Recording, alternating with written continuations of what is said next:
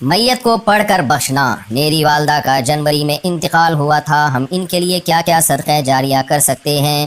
نیز کیا ان کو کچھ پڑھ کر بخش سکتے ہیں؟ یہ کہاں تک صحیح ہے اور کیا اس کا ثواب میت کو پہنچتا ہے؟ مسز عمر ریاض سے۔ قرآن کی تلاوت وغیرہ پڑھ کے میت کو ثواب پہنچانا، جس کو ایصال ثواب کہتے ہیں، اس میں یہ اختلافی مسئلہ ہے۔ احناف کے ہاں یہ جائز ہے، بعض فقہا اس کی حقیقت کے قائل نہیں ہے۔ تو انسان کو ایک فقہ کو فالو کرنا چاہیے اور دوسرے فقہا کا بھی احترام کرنا چاہیے۔ اس کے دلائل کیا ہیں احناف کے، وہ میں کئی بار مسائل میں ریکارڈ کروا چکا ہوں، مضبوط دلائل ہیں۔ لیکن اتنی بات تو بہرحال ثابت ہے کہ اتفاقی چیز کیا ہے، وہ یہ ہے کہ پیسوں کا صدقہ کیا جائے۔ اس میں تمام فقہا کا اتفاق ہے کہ اس کا ثواب میت کو، جو بھی یعنی معتدی فقہا ہیں جو ان کا اتفاق ہے کہ اگر آپ پیسے صدقہ کرتے ہیں یا کوئی کنواں کھدوا دیتے ہیں یا کوئی اور صدقہ جاریہ کا انتظام کرتے ہیں تو اس کا ثواب تو بہرحال یقینی پہنچتا ہے۔ اور حدیث میں بھی یہ چیز منصوص ہے۔ نبی صلی اللہ علیہ وسلم سے ایک صحابیہ نے پوچھا میں اپنی ماں کی طرف سے صدقہ کرنا چاہتی ہوں، افاتصدق عنہا ان امی توفیت عنی، میری ماں کا انتقال ہو گیا ہے، افاتصدق عنہا، کیا میں ان کی طرف سے صدقہ کروں؟ آپ نے فرمایا ہاں۔ تو اس لیے زیادہ فوکس جس چیز کو کرنا چاہیے وہ ہے پیسے صدقہ کریں اپنی والدہ کے لیے،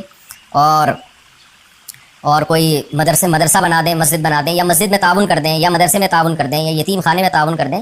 اس طرح سے کوئی بھی صدقہ جاریہ ہو یا ویسے ہی کوئی صدقہ کسی غریب کی مدد، اور دل میں نیت کر لیں کہ اس کا ثواب میری والدہ کو پہنچے، تو یہ انشاءاللہ آپ کی والدہ کو ثواب پہنچے گا۔ میں بھی دل سے دعا کرتا ہوں اللہ تعالیٰ آپ کی والدہ کی مغفرت فرمائے اور ان کے درجات کو بلند کرے۔ قرآن بخشنے کا طریقہ کیا ہے؟ قرآن مجید بخشنے کا صحیح طریقہ کیا ہے؟ کہتے ہیں کہ پہلے ارحم شریف پڑھے گا، پھر حمد و ثنا کرے گا، پھر تینوں قل پڑھے، پھر اس کے یہ کہے کہ اس کا ثواب ہمارے نبی صلی اللہ علیہ وسلم کو اور اس کے بعد حضرت آدم سے لے کر قیامت تک آنے والے تمام انسانوں کو پہنچائے، پھر آخر میں جس کے لیے قرآن پڑھا گیا اس کا نام لے کر بخش دے۔ کیا یہ طریقہ صحیح ہے آفرین انڈیا سے؟ لیکن قرآن بخشنے کا کوئی مخصوص طریقہ صحابہ سے ثابت نہیں ہے، صرف اتنا ثابت ہے کہ نبی صلی اللہ علیہ وسلم نے صدقہ کرنے کا حکم دیا ایک صحابیہ کو کہ وہ اپنی ماں کے لیے صدقہ کرے۔ تو اس سے علماء نے استدلال کیا کہ صدقہ بھی ایک نیکی ہے، تو کوئی بھی نیکی کسی کے لیے بھی کی جا سکتی ہے۔ تو بہتر تو یہی ہے کہ جس چیز کا حدیث میں صراحتاً ذکر ہے اسی کو فالو کریں، یعنی صدقات و خیرات کیا کریں میت کے لیے۔ لیکن کوئی قرآن یا کوئی اور نیکی پڑھ کے بھی اگر ایصال ثواب کرنا چاہتے ہیں تو بھی ٹھیک ہے، اس کا کوئی خاص طریقہ نہیں ہے، بس دل میں نیت کر لیں کہ اللہ اس کا ثواب فلاں کو پہنچے۔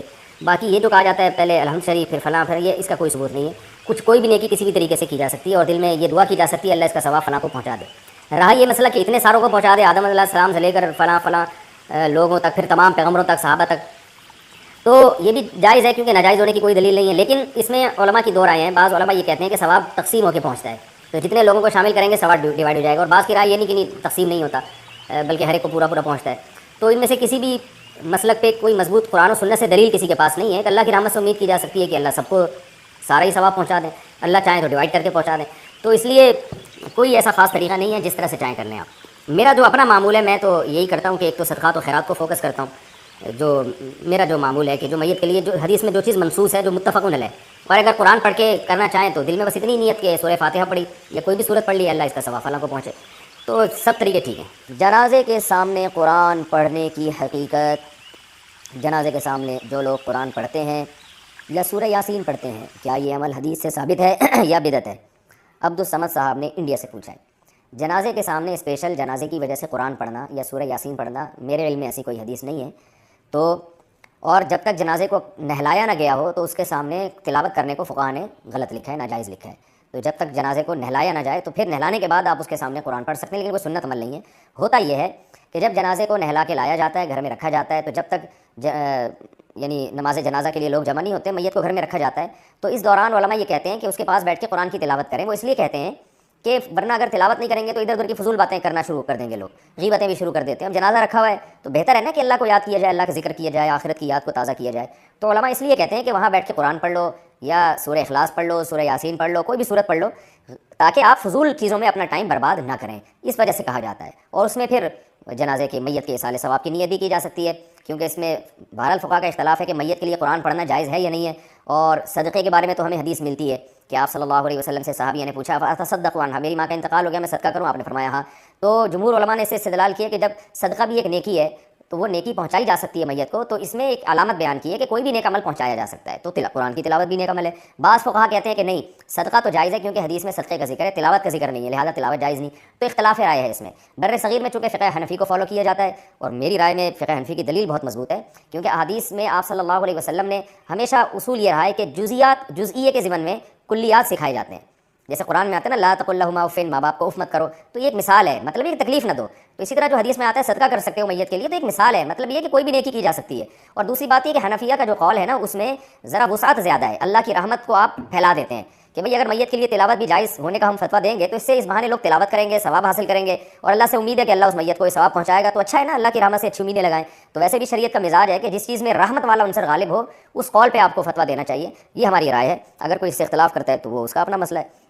تو اس لیے جنازے کے پاس قرآن پڑھنا الگ سے کوئی اس کی فضیلت ہمارے علم میں نہیں ہے حدیث میں، لیکن کہا اس لیے جاتا ہے کہ وہاں بیٹھ کے ادھر ادھر کی باتیں کرنے سے بہتر ہے کہ آپ قرآن پڑھ لیں۔ البتہ قرآن خوانی میت کے لیے یہ جائز نہیں ہے، کیونکہ قرآن خوانی کو کہتے ہیں کہ لوگوں کو قرآن پڑھنے کے لیے جمع کرنا۔ تو قرآن پڑھنے کے لیے جو جمع ہے نا، تو اجتماعی عمل کے لیے ثبوت ضروری ہے، یہ خوب ذہن میں رکھیں۔ جیسے آپ اپنے طور پر 2 نفل کبھی بھی پڑھ لیں جائز ہے، لیکن اگر آپ لاؤڈ اسپیکر میں اعلان کرتے ہو یا کارڈ چھپاتے ہو یا منادی کراتے ہو، آؤ میں اشراق کے 2 نوافل پڑھ رہا ہوں، تمام حضرات سے گزارش ہے کہ مسجد میں آ جائیں، اب یہ اجتماعی عمل بن گیا، یہ بدعت ہو جائے گا۔ تو اجتماع کے لیے آپ کو دلیل کی ضرورت ہے، اس لیے علماء کہتے ہیں کہ اجتماعی قرآن خوانی یہ بدعت عمل ہے، کیونکہ یہ ایصال ثواب کے لیے آپ ایک عبادت کر رہے ہیں، اور اجتماعی سطح پہ تو ہمیں نہیں ملتا صحابہ کرام میں کہیں کسی نے کبھی اجتماع کیا ہو۔ حضرت ابو بکر کا انتقال ہوا، کہیں نہیں ملتا کہ حضرت عمر نے تمبو لگایا ہو اور سب لوگوں کو جمع کر کے ان کی قرآن خوانی کی ہو۔ حضرت عمر کی شہادت ہوئی تو کہیں نہیں ملتا کہ حضرت عثمان نے ان کے لیے قرآن خوانی کی ہو، یہ ثابت نہیں ہے، اور اس پر علماء کے فتاوی بھی موجود ہیں۔ البتہ برکت کے لیے قرآن خوانی ایک الگ چیز ہے، برکت کے لیے یعنی مکان دکان کی برکت میں جو قرآن خوانی ہے وہ عبادت نہیں ہے، وہ از قبیل رقیہ ہے، رقیہ دم، تو اس کے لیے ثبوت کی ضرورت نہیں ہے۔ لیکن بہرحال بعض علماء اس کو بھی بدعت اس لیے کہتے ہیں، بدعت تو نہیں یعنی بدعت کی تائید کا ذریعہ بنتی ہے، تو بعض علماء کہتے ہیں کہ اس زمانے میں برکت کے لیے بھی قرآن خوانی نہیں کرنی چاہیے، بلکہ برکت کے لیے گھر کے اپنے لوگ مل کے قرآن پڑھ لیں یا نماز پڑھ لیں یا دعا مانگ لیں۔ لیکن بہرحال اگر کوئی برکت کے لیے قرآن خوانی کرواتا بھی ہے تو اس کی بہرحال گنجائش موجود ہے، احتیاط اسی میں ہے کہ اس کو ترک کیا جائے، کیونکہ لوگ ایصال ثواب اور برکت والی قرآن خوانی میں فرق محسوس نہیں کرتے، تو وہ دونوں کو ایک ہی سمجھتے ہیں، اس سے پھر بدعت کی تائید ہوتی ہے۔